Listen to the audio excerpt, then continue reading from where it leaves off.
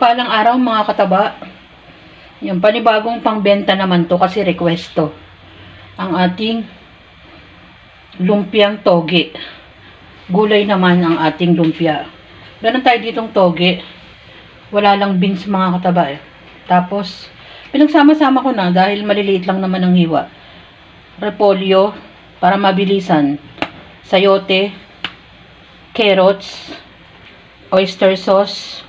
Ang pangsahog natin, maliliit. Hiniwa ko lang ng maliliit yung chicken breast at saka yung atay ng baboy at bawang sibuyas. Kaya nandyan yan dahil pagsasabayin ko na.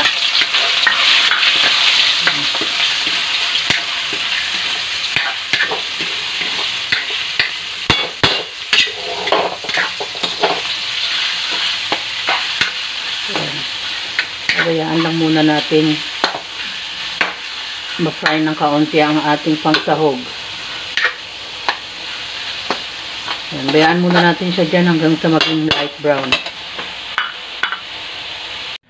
Inuna kong nilagay yung ating toge. Kasi yung mga susunod na gulay halos pagsasabay-sabayin ko na yan. Dahil maliliit lang yung hiwa. Maglagay na tayo ng ating mga pampalasa. Unahin natin ang ating Ajinomoto, paminta,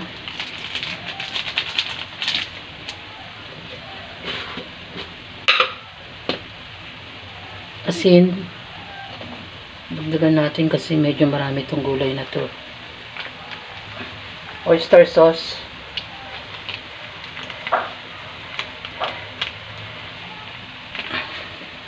Haluin natin.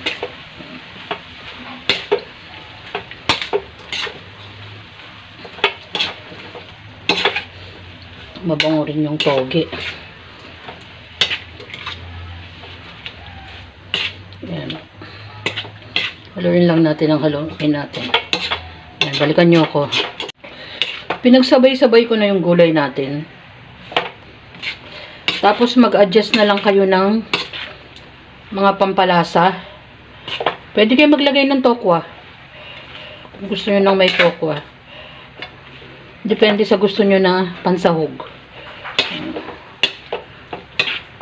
Maglalagay ako ng konting toyo mamaya para medyo makulay ng kaunti. Mix lang, ihalo lang natin ng halo para mabalanse yung pagkakaluto ng gulay. Wala na akong nilagay na liquid dito kasi nagmumoist o nagtutubig na yung ating gulay.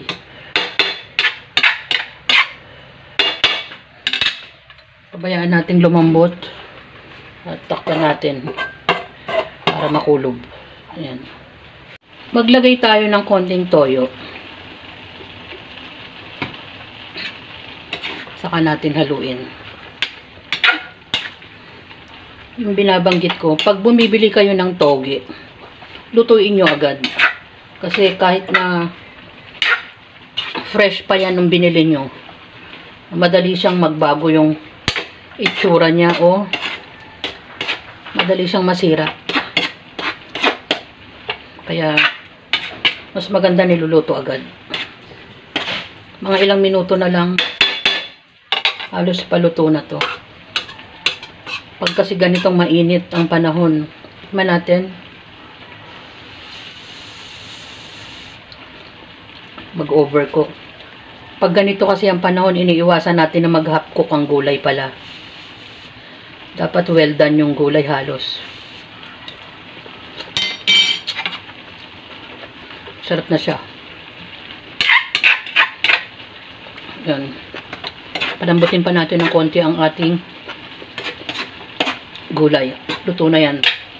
Meron ako ditong sausawa na suka. Mamaya ire-repack ko naman to.